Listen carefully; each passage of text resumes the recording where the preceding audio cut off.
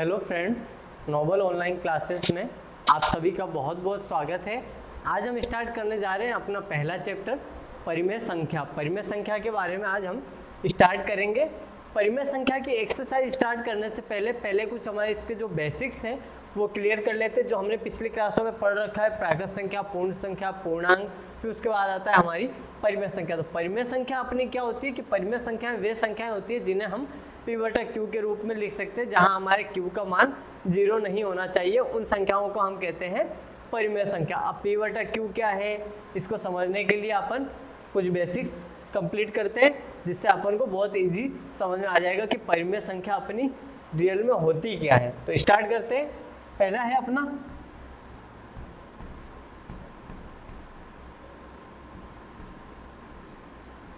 प्राकृत संख्या।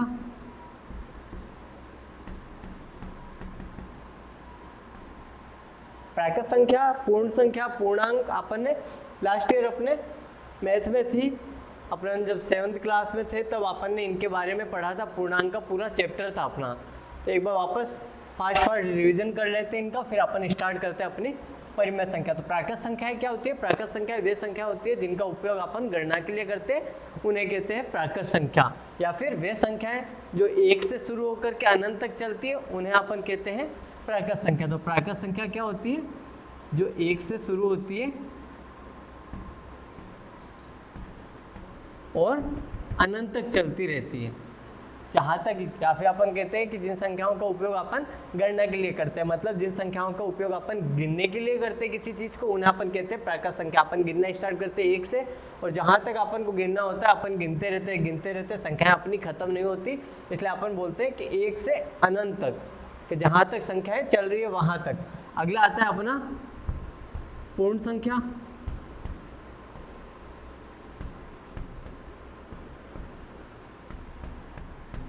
पूर्ण संख्याएं क्या होती है? वे संख्याएं जो 0 से शुरू होकर के अनंत तक चलती है, उन्हें हम कहते हैं पूर्ण संख्या। या फिर प्राकृत संख्याओं के साथ 0 मिलाने पर जो संख्याएं बनती है, उन्हें हम बोलते हैं पूर्ण संख्या। प्राकृत संख्याओं के साथ 0 मिला दिया, बाकी सब प्राकृत संख्या है, इसे अपन बोलते हैं पूर्ण संख्या। तीसरा आता है अपना पूर्णांक। पूर्णांक क्या होता है कि प्राकृत संख्याओं के साथ 0 और सभी ऋणात्मक संख्याएं मिलाने पर जो संख्याएं बनती है, उन्हें अपन बोलते हैं पूर्णांक। तो अभी अपन की ये थी प्राकृत संख्या, इसके साथ अपन 0 भी मिलाएंगे, और जितनी ऋणात्मक संख्याएं आती है वो भी इसके साथ में अपन मिलाएंगे। तो ऋणात्मक संख्याएं अभी तक तो अपन प्लस की ले रहे थे, प्लस की सारी संख्या अनंत तक। अब ऋणात्मक सारी संख्या लेंगे माइनस अनंत तक, माइनस अनंत तक, -3, -2, -1, फिर अपना आ जाता है 0। ये तो हो गई अपनी सारी ऋणात्मक संख्याएं। फिर आ गया 0, इसके बाद आ जाती थी धनात्मक संख्याएं, और ये भी चलती है अनंत तक। इधर माइनस की संख्याएं अनंत तक चलती है, इधर प्लस की संख्याएं अनंत तक चलती है। इधर जो प्लस की चलती है, एक जो धनात्मक 1 से लेकर के अनंत तक की संख्याएं हैं, इनको अपन बोलते हैं धनात्मक पूर्णांक। और जो 1 के इधर माइनस की संख्याएं हैं, इसे अपन बोलते हैं ऋणात्मक पूर्णांक।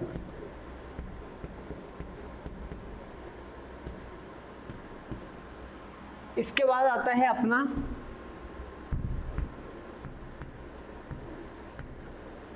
परिमेय संख्या।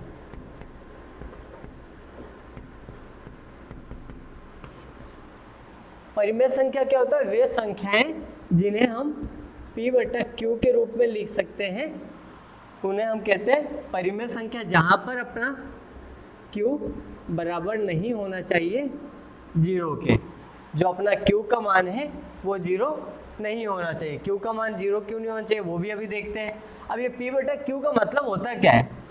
P/Q का मतलब होता है कि जिन संख्याओं को अपन भिन्न के रूप में लिख सकते हैं या फिर अंश बटा हर के रूप में लिख सकते हैं, उन्हें अपन कहते हैं परिमेय संख्या। अब अपन ने अभी तक जितनी भी संख्याएं पढ़ी, प्राकृत संख्या, पूर्ण संख्या, पूर्णांक, ये जितनी भी संख्याएं पढ़ी ये सारी अपनी परिमेय संख्या होती है। परिमेय संख्या क्यों होती है? इसको अपन p/q के रूप में लिख सकते हैं, इसको लिख सकते हैं 1/1। 1/1 का मतलब क्या होता है? एक ही होता है। हर संख्या के नीचे बटा 1 होना का मतलब संख्या वही होती है। जैसे 2/1 मैंने कर दिया तो संख्या 2 ही है। जैसे मेरी संख्या है 2/1 तो इसका मान क्या होगा? 2, इसका मान होगा 2। लेकिन अगर 2/0 होती तो इसका मान क्या होता? जैसे 0 देख ली, इसके बाद अगर 2/2 होती तब अपना मान हो जाता 1। कैसे हो जाता? 2 का भाग 2 में देंगे, एक बार जाएगा, 2 से 2 कटा, एक बार, ये आ गया अपना 1। या फिर 2/3। तो जितनी भी अपनी भिन्न के रूप में संख्याएं होती है उन्हें अपन कहते हैं परिमेय संख्या। अब ये अपनी परिमेय संख्या है क्या? ये अपनी परिमेय संख्या नहीं है। क्यों नहीं है? क्योंकि अपन ने इसको लिखा तो है भिन्न के रूप में, लेकिन जो अपना p/q है ये तो अपना हो गया p, ऊपर वाला जो अंश है उसको अपन बोलते हैं p, और जो हर होता है उसको अपन बोलते हैं q। तो अपन ने यहाँ पे अभी देखा था कि अपन परिमेय संख्या किसे कहते हैं? जिसे अपन p/q के रूप में लिख सकते हैं। लेकिन जो अपना q का मान है वो कभी भी 0 नहीं होना चाहिए। जो अपना हर है वो हर कभी भी 0 नहीं होना चाहिए। यहाँ पे अपना हर 0, इसलिए ये परिमेय संख्या नहीं है। और एक चीज देखते हैं, इसका मतलब होता है 0 का भाग अपन दे रहे हैं 2 में, तो 0 का भाग मैंने दिया 2 में, तो अपन भाग देते कैसे देते हैं? जैसे मैंने 2 का भाग 4 में दिया तो मैं क्या करता था, यहाँ पे कोई ऐसी संख्या लिखूंगा जिसको 2 से गुणा करूं और मेरा आ जाए 4, या फिर थोड़ा सा कम आ जाए। ज़्यादा नहीं लाते थे अपन, क्या करते थे? अगर यहाँ पे 5 होता तो भी अपन 2 से करते, 4 लिख देते, शेषफल 1 बच जाता है। तो मैं यहाँ पे क्या करूँगा, मेरी संख्या 4 है तो मैं 2 से गुणा करूँगा, 2 को 2 से गुणा किया, आ गया 4, या अपना शेषफल आ गया 0। यही करते थे। यहाँ पे ऐसी संख्या लिखते थे जिसको इससे गुणा करें तो अपना ये आ जाए। अब मैं यहाँ पे कौन सी संख्या लिखे कि यहाँ पे मेरा यहाँ पे आ जाए 2, इसको इससे गुणा करेंगे, यही करेंगे भाग में। यहाँ पे मैं जो संख्या लिखूंगा उसको इससे गुणा करेंगे और यहाँ पे मेरा 2 आ जाए और शेषफल 0 हो जाए। तो मैंने यहाँ पे मैंने माना कि मैं कोई संख्या लिख रहा हूँ, मैंने संख्या लिख दी 5, मैंने संख्या लिख दी कि मेरा भागफल 5 है। अब 5 को मैंने 0 से गुणा किया तो आ गया 0। मैंने अब किया यहाँ पे कि 5 से नहीं, मैं 50 से गुणा करूँगा, तो मैंने 50 से 0 को गुणा किया, तब भी मेरा आया 0। मैंने कर दिया यहाँ पे 500, 500 से मैंने 0 को गुणा किया तो भी मेरा आया 0। तो इसलिए जब भी 0 से अपन किसी भी संख्या में 0 का भाग देते हैं तो अपन को पता ही नहीं चलता है कि अपन को किस संख्या से भाग दिया। अब मैंने यहाँ पे हाथ रख लिया, मैंने कहा मेरा मान आया है 0, यहाँ पे मेरी कौन सी संख्या है? तो अपन कभी भी नहीं बता सकते कि यहाँ पर कौन सी मैंने संख्या लिखी है। भागफल जब भी 0 का अपन भाग देते हैं तो अपन कभी भी नहीं बता सकते कि अपना जो भागफल है वो क्या आ रहा है। इसलिए अपन इसको बोलते हैं नॉट डिफाइन, के 0 में किसी भी संख्या का भाग देते हैं तो अपन उसको कभी डिफाइन ही नहीं कर सकते, कभी पता ही नहीं कर सकते कि अपना जो भागफल है वो क्या आएगा। तो अपन इसको बोलते हैं नॉट डिफाइन, या फिर इसको ऐसे बोलते हैं कि इसका जो मान होता है वो मान अनंत होता है, ये वाला अनंत, जिसका मान अपन को पता ही नहीं है। तो जब भी 0 का भाग किसी संख्या में देते हैं तो उसका मान आता है अनंत। ठीक है, तो अपन समझ गए कि p/q क्या होता है। जितनी भी अपन ने संख्याएं पढ़ी ये सभी अपनी परिमेय संख्या है। यहाँ पे -4 था, इसको भी बटा 1 लिख सकते हैं, इसको भी बटा 1 लिख सकते हैं, इसको भी लिख सकते हैं। जितनी भी संख्याएं हैं उन सभी को अपन 0/1 लिख सकते हैं। तो जितनी भी अभी संख्याएं पढ़ी है अपन ने ये सभी अपनी परिमेय संख्या है। तो परिमेय संख्या अपना चैप्टर है। परिमेय संख्या क्या होता है? परिमेय संख्या वे संख्या होती है जिन्हें अपन p/q के रूप में लिख सकते हैं, और वहाँ पे अपना q का मान 0 नहीं होना चाहिए। वो क्यों नहीं होना चाहिए वो भी अपन ने देख लिया, क्या q का मान 0 क्यों नहीं होना चाहिए। तो स्टार्ट करते इसके आगे अपना अगला टॉपिक है हमारा परिमेय संख्याओं के गुणधर्म। परिमेय संख्याओं के गुणधर्म के अंदर अपन पढ़ेंगे संवृत का गुणधर्म, क्रम विनिमयता, साचारिता, जिसको अपन बोलते हैं सचारिता। इन तीनों गुणधर्म को बहुत ही डिटेल में पढ़ेंगे। एक बार मैं आपको शॉर्ट में बताया, तो बाकी इसका एक एक का अपन अलग अलग वीडियो में आगे पढ़ेंगे। अगले वीडियो में आपको मैं संवृत के बारे में, पूरा गुणधर्म के बारे में बहुत ही अच्छे और बहुत ही डिटेल में अपन पढ़ेंगे, पूरा आपको डिटेल में बताऊंगा। अभी अपन एक बार संवृत के बारे में बताता हूँ कि संवृत गुणधर्म होता क्या है।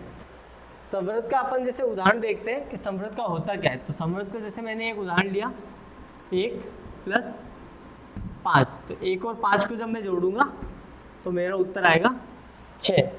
1 और 5 को जोड़ा, आ गया 6। तो 1 क्या था अपना, 1 थी अपनी प्राकृत संख्या,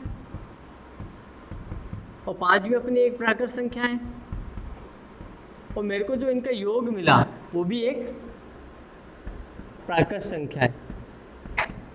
प्राकृत संख्या क्या होती थी, वे संख्याएं जो 1 से शुरू होकर के अनंत तक चलती थी उनको अपन बोलते थे प्राकृत संख्या। तो ये जितनी भी संख्याएं ये 1 के बाद में आती, 1 2 3 4 5 6 7 8 अनंत तक, इनको अपन बोलते थे प्राकृत संख्या। तो अभी जो अपन देख रहे हैं, ये अपन देख रहे हैं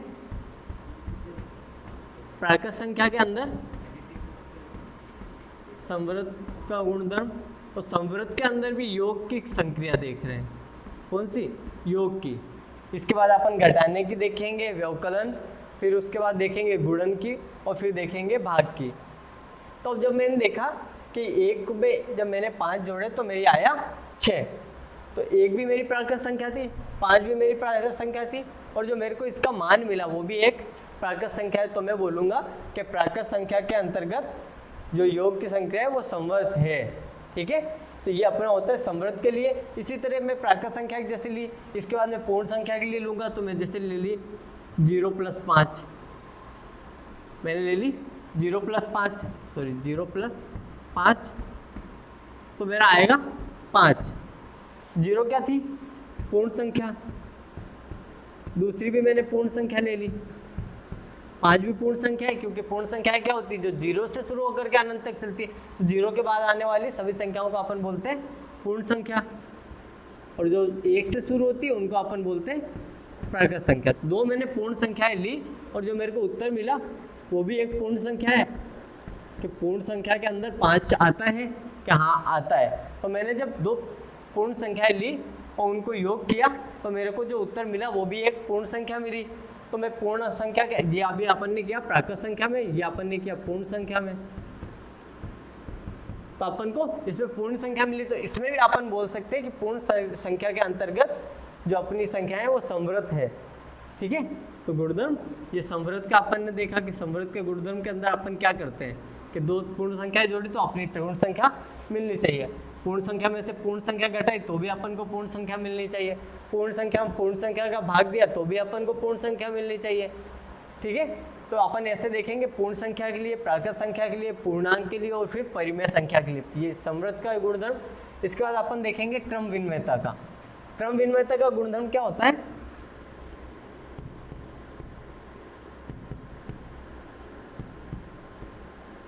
a + b = b + है। कि मैंने एक संख्या है a, मैंने माना मेरी एक संख्या 1 है, b दूसरी संख्या है 1 + 2, तो क्या मैं इन दोनों को बदल दूं, पहले 2 + 1 लिखूं, तो क्या इसका मान वही रहेगा या फिर मान बदल जाएगा? तो इसका मान वही रहेगा, 2 + 1 3, और इधर भी 2 + 1 3। तो ये अपना होता है क्रम विनिमयता का गुणधर्म। लेकिन इसके अंदर जब अपन घटाने का देखते हैं, ये तो अपन की योग की संक्रिया के लिए हो गया। इसके बाद व्यवकलन में कि a - b = b - a होता है, तो अपन वापस करके देखेंगे 1 - 2 = 2 - 1, क्या बराबर आएगा, 1 में से 2 गए, माइनस का 1 बराबर 2 में से 1 गए, प्लस का 1, तो 1 आ रहा है माइनस का 1 आ रहा है प्लस का 1, तो बराबर नहीं। तो अपन इसको बोलेंगे कि व्यवकलन क्रम विनिमय नहीं है, और इसमें योग क्रम विनिमय है। इसी तरह अपन जब गुणे का देखेंगे क्रम विनिमयता के अंदर, तो a × b = b × a। ठीक है, तो a 1 × 2 = 2 × 1, सिर्फ जगह चेंज करी मैंने, गुणा कर रहे हैं, 2 × 2 = 2 × 2 बराबर है। इसके अंतर्गत है, इसके अंतर्गत नहीं है, इसके अंतर्गत है। इसी तरह अपन भाग का करके देखेंगे क्रम विनिमयता के अंदर। फिर सहचर के अंदर क्या करते हैं, सहचर के अंदर अपन क्या करते हैं, छोटा सा एग्जांपल बताता हूँ। जैसे मैंने लिया कोष्टक में a प्लस बी प्लस सी, ठीक है, ये बराबर होगा a प्लस कोष्टक इधर लग जाएगा इन दो संख्याओं पे, ठीक है। अब जैसे मैंने लिखा एक, a मेरा 1 है प्लस b मेरा 2 है प्लस c मेरा 3 है। आगे a मेरा 1 है, 1 बाहर, अब b 2 प्लस c 3। जब इसको सॉल्व करेंगे तो मान क्या बराबर आएगा दोनों का, 1 प्लस 2 कोष्टक में आ गया 3 प्लस का 3 बराबर 1 प्लस 3 और 2 5, तो 3 और 3 6 बराबर 5 और 1 6। तो इसके अंतर्गत साचर है, ठीक है। लेकिन जब माइनस का करेंगे तो माइनस में अपन कैसे करेंगे इसको, a माइनस बी माइनस सी बराबर a माइनस बी माइनस सी, ठीक है। मान रखो 1 माइनस बी का 2 माइनस 3 बराबर 1 माइनस 2 माइनस 3। तो 1 में से 2 गए, माइनस का 1 माइनस का 3 बराबर 1 माइनस कितने हैं अंदर, 2 में से 1 गए, माइनस का 1, माइनस का 1। तो ये तो अपना माइनस 1 माइनस 3 और ये हो जाएगा 1 माइनस माइनस प्लस का 1, तो ये हो गया माइनस 1 और माइनस 3 माइनस का 4 बराबर ये हो गया 1 और 1 2। तो क्या माइनस 4 2 के बराबर होता है, तो नहीं होता है। ये हो गए अपने तीनों के होते क्या क्या है, संवृत का गुणधर्म क्या है, क्रम विनिमयता क्या है और साचरता क्या है। एक बार इनके बारे में समझ लिया, अगले वीडियो में अपन संवृत स्टार्ट करेंगे और संवृत के बारे में प्राकृत संख्या, पूर्ण संख्या, पूर्णांक और परिमेय संख्या सबके लिए करेंगे। तो आगे आगे चैप्टर में आपको बहुत जल्दी रोज के रोज एक वीडियो मिल जाएगा और सबके बारे में अपन बहुत जल्दी चैप्टर कंप्लीट कर लेंगे।